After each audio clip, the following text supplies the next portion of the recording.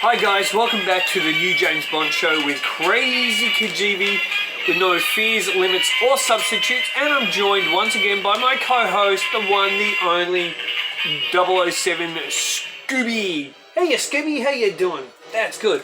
Okay guys, I'm going to get straight into this. Now this is an episode of the new James Bond show with Krazy Kajeevie that a lot of my subs have been asking me to do. Now, I did promise this last week. I didn't get round to it for various reasons. I'm going to start with a little bit of housework and details, and then literally within 60 seconds I'm going to get into this article. First of all, for anyone new to the channel, this is a non-politically correct, straight to the point but a whole lot of fun James Bond channel that defends Ian Fleming's James Bond, doesn't skirt around the issues, and brings you articles like this where I don't think one other James Bond channel has actually talked about this. Now, they've talked about Amazon taking over Bond, but they haven't got into the nitty-gritty. If you want this sort of stuff, content where I talk about the realities of what's happening to James Bond, political correctness, wokeness, cancel culture, this is the channel to come to, and you'll have a lot of fun here as well. Please smash that subscribe button if you're new, support the channel, also drop a like and leave a comment. I love to read them. What I wanted to also say here, guys, before I get really stuck into this, is just on a personal thing, even though I had people contact me on Facebook and Messenger prior to doing this, or last week, I have since I think it was Sunday, I've actually removed Messenger from my phone. I've removed Facebook from my phone. You're going to love why I've done this, guys. I've removed Telegram from my phone. I have basically removed myself from social media. The only social media, if you can call it that, I've left is YouTube. I have left Twitter as well, but I rarely use Twitter. Now, the James Bond show, the new James Bond show with Krazy Kajeevie, is on Twitter, but it's just not something I go on a lot. I should, and I will upload this video to my Twitter account as well. But what I've done in this time away from social media, and my goal is to have at least 3 or 4 weeks completely away from it, and I don't know if I'll ever go back to Facebook again. I think Facebook is just so filled with censorship that it's absolutely horrendous. If you have views that aren't shared by the loony left, then they basically block you, remove you, and if you don't believe in this current pandemic and you speak out against that, they remove and basically stop you from having an opinion or showing the truth on anything. So that's why I'm just completely over social media, especially wastebook, as I call it. Now, what I have been doing is I decided to get away from all that and to delve into my love. And my love is James Bond. And I've been watching the films, just sitting down and watching them all the way through. Sometimes I'd get tired, you know, and you go to bed, you'll pick up the next day. I haven't been doing that. I've been sitting down and just watching them, and kind of just fallen in love with the films, especially the Roger Moore era. But what I've also done is I've gone back to the most stripped basics possibly in James Bond, and I've gone back to Ian Fleming. So I picked up the book, For Your Eyes Only. I've got a bunch of them in my cabinet over there, and I've just gone bang, bang, bang, reading through For Your Eyes Only. Now, of course, some may not know this here, but the real die-hard James Bond fans will know that For Your Eyes Only consists of From a View to a Kill. So it's 5 short stories: From a View to a Kill, For Your Eyes Only, Quantum of Solace, Risiko, and the Hildebrand Rarity. And I'm up to Quantum of Solace at the moment, and I should knock that one off tonight, and loving them, absolutely loving them. Now, because I've gone back to the books and the whole Amazon thing, I have kind of changed my mind on a couple of things that I said in a previous video talking about Amazon. Now, the next video I'm going to do that may come tomorrow, if not, it should come Sunday afternoon, is going to be my video on what I think the Amazon Eon first move should be in the world of James Bond. And I'm telling you, you guys are not going to want to miss this video. I have a very clear vision. My background, I used to be a producer, writer, producer, director, setting up my filmmaking career until I basically decided to walk away from it because of things I knew about the industry and what I saw. But I do have a very clear vision for producing, directing, and when I read especially classic pieces of Fleming, which is so detailed. For example, I was reading From a View to a Kill, and I literally saw everything. And I came up with ideas, so I don't want to go too much on about that now. I'm going to get into this. But what it gave me was a real vision and focus of what I personally would do. Not that this will ever happen, because they'll never pick a right-wing leaning Christian man like me. But if I was to go into between Eon and MGM and direct, I don't want to say too much now, but basically give them a vision of what I would want to do as a streaming show and a series of streaming shows. I'm going to detail that in the next video, which is all going to be about my vision and what I think Amazon Eon should do. And I'm telling you what, you guys are going to love that. Okay, so let's get right into this now. So this is basically about John Logan, the former screenwriter of Skyfall and Spectre, and it's his thoughts on the Amazon takeover, and the man has certainly not minced his words. He's really not held back here. Now the ironic thing here is John Logan is an American. Now I'm saying that for a good reason, because you'll see why once I get into this article, but he's an American born in 1961. Of course, the year that Dr. No went into production and planning, etc., and obviously full filming and came out in 1962. But he is an American, so it's quite interesting that he is when we get into this. So let's start. Okay, so I'm going to go straight into quotes from John Logan about the Amazon buyout. What happens if a bruising corporation like Amazon begins to demand a vast... Sorry guys, this is a bit... sorry.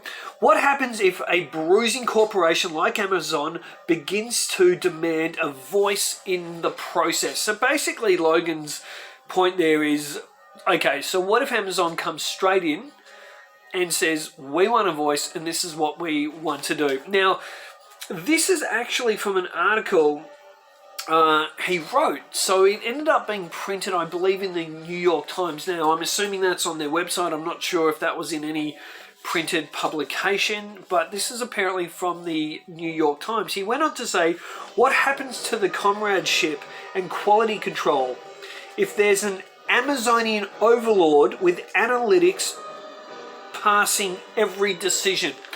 Now I'm going to comment straight away on that. I'm going to read the comment again, and then I'm going to look at that in a little bit of detail. So what happens to the comradeship and quality control if there's an Amazonian overlord with analytics passing every decision? Now, the Amazonian overlord, one would think he has to be talking about Jeff Bezos here. He's got to be talking about Jeff Bezos. I mean, who do you think of if someone said to you, if someone said to you, Amazon overlord, the first thing you're going to think of is Jeff Bezos. So that's who I think he's talking about, and you've got to wonder, you know, maybe this is worth investigation and looking into. Has John Logan had some kind of bad past experience with Amazon? Was he rejected by them for streaming services or something? What's happened? Because there's definitely a bit of a bad pill to swallow, I think, on his behalf here. What happens when focus groups report they don't like Bond drinking martinis or killing quite so many people, and that English accent a bit alienating? So could we have more Americans in the story for marketability? And that's interesting because you've got an American writing James Bond for Skyfall, which became the highest grossing James Bond film of all time. Probably inflation not counting, I'd give that one to Thunderball. So you've got an American basically worried about Americans coming into this, not liking the story and wanting to change things for marketability, even including talking about Bond's accent. Logan wrote, Amazon is not necessarily a champion or a guardian of artistic creativity or original entertainment. So this is where it seems like he's getting quite personal here. But I like his honesty. I think it's fantastic. In the context of the larger company, Amazon Prime Video is not chiefly about artists. It's about attracting and retaining customers, and when bigger companies start having a say in iconic characters or franchises, the companies tend to want more, not better. And the quality differential can be wildly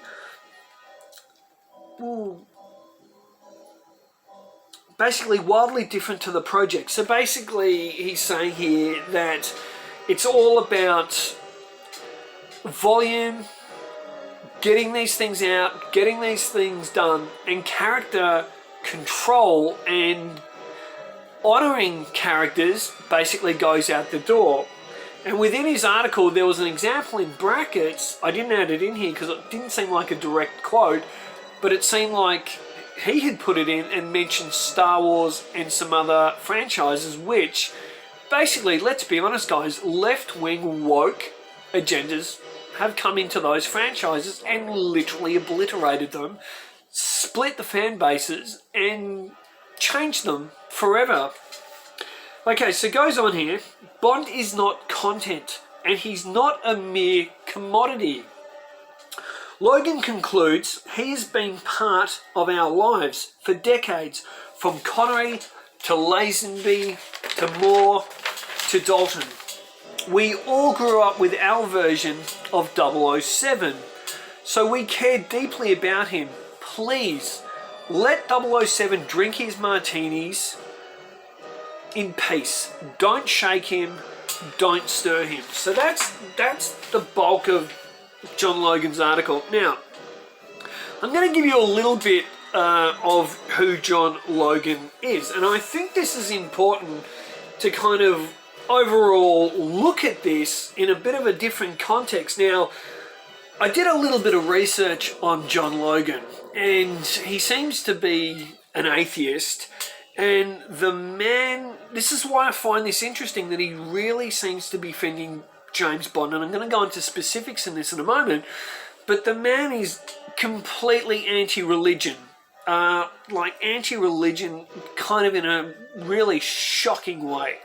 So he's anti-Christianity and he's all science, and he actually thinks that having a faith in God and in, as he calls it, religion, which is not religion to me, that and many of you, and he believes that that is a bad thing for society and a bad thing for our reality. Now, what I'm going to do also in the description section below, guys, I'm going to include that article. Now, that's a separate article from the main article that I'll also attach as well in the description section below.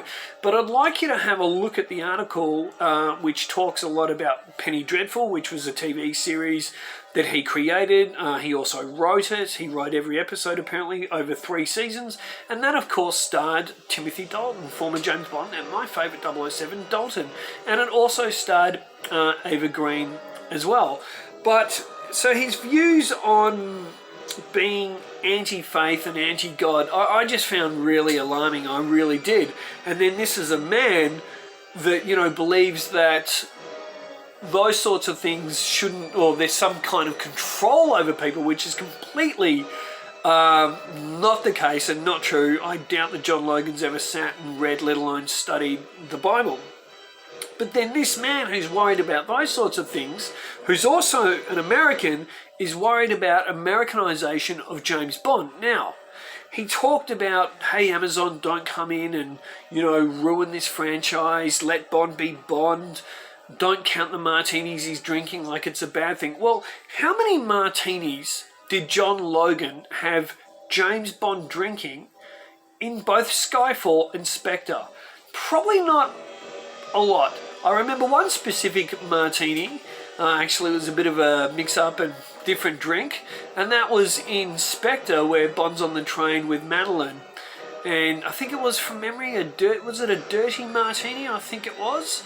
So, now look, it's hard to know out of all the writers, I think it's Jez Butterworth. This is from memory, guys, pulling up my Bond knowledge. John Logan, Jez Butterworth, and of course, Purvis and Wade writing on Spectre. So it's hard to say exactly who wrote what, who came up with that kind of martini scene.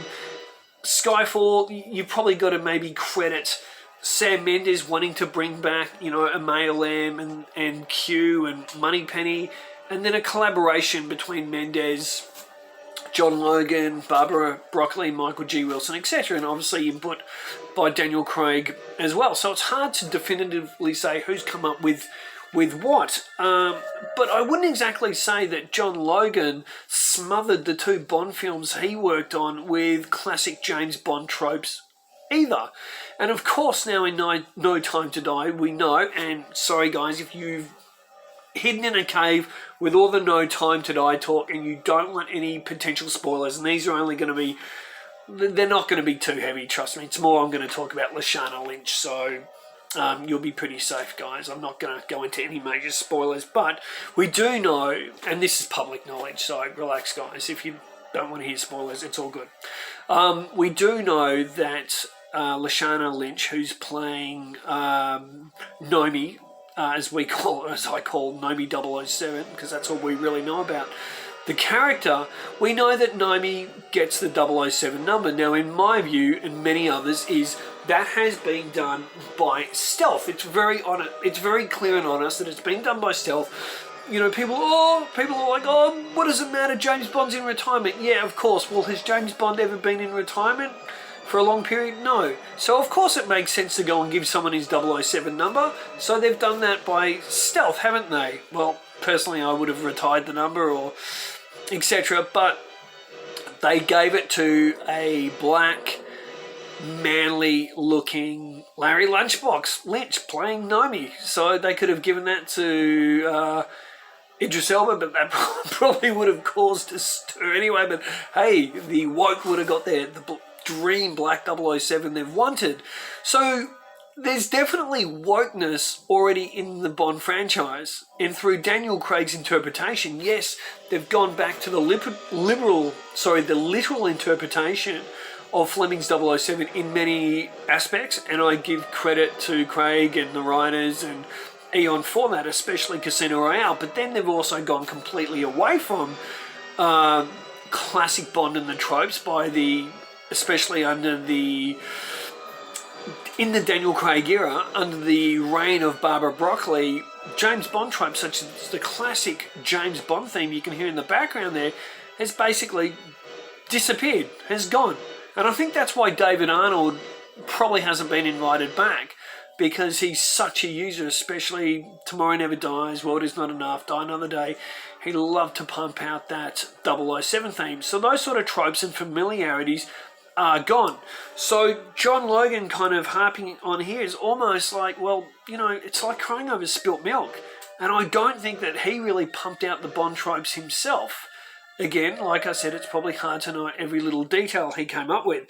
Now, I do agree, everyone knows out there, I'm not short of ever giving my opinion, which is probably obvious from the 18 minutes so far of this video, but at least he has had the balls to come out, say something against, clearly he's talking about the real-life blowfat out there, Jeff Bezos, and he's said his piece. Now, I don't know, maybe is he putting up his hand? He's like, hey, look at me, Babs, look at me, I want to come back and write the next Bond film. Is he doing that? I don't know, because it does sound like, it does come across a little bit like a bit of grandstanding from him. I do think Amazon, obviously they've paid $8.5 billion for what MGM own. Now, just to define things, and in another article, because I did do a lot of research, because I haven't been researching this since I promised to do it, so about a week and a half ago, whenever it was, so I have done a fair bit of research. Now, in another article, it talked about, obviously from the same essay that John Logan wrote for the New York Times, that Barbara Broccoli and Michael G. Wilson own the creative rights. So it's quite different from just having the film rights, but they've literally got the creative rights. So under that, there is honestly, I don't think, unless it ends up being in court or they totally agree or etc., or they go to court because they can't agree, I just can't see how Jeff Bezos and those guys are ever going to get their way if Barbara Broccoli and Michael G. Wilson are not happy with it. So that's why in the next video coming up, I will be speaking specifically of what I think should happen with James Bond in a streaming way, specifically for a streaming service, and of course the actual James Bond film franchise as it's going. I mean, it's hard to know what's going to happen because of what I believe is going to happen to, I don't want to do spoilers here, but James Bond's character at the end of this film. Do they then reboot? Do they reboot the whole thing and go again just in the manner they kind of did? Do they go back to a Dr. No style and every film's just a kind of, you know, like a continuation, even though they're not, you know, it's not always done as a direct sequel sort of thing. So who knows? But guys, that's my view on that. I'd love to know in the comments section below what you guys think about this.